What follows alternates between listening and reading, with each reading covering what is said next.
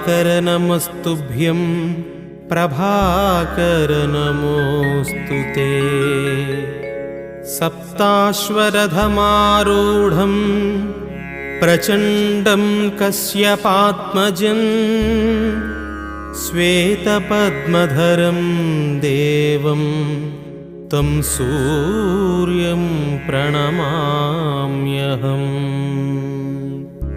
लोहितं रथमारूढं सर्वलोकपितामहं महापापहरं देवं तं सूर्यं प्रणमाम्यहम्। त्रैगुण्यं च महासूरं ब्रह्मविष्णुमहेश्वरं महापापहरं देवं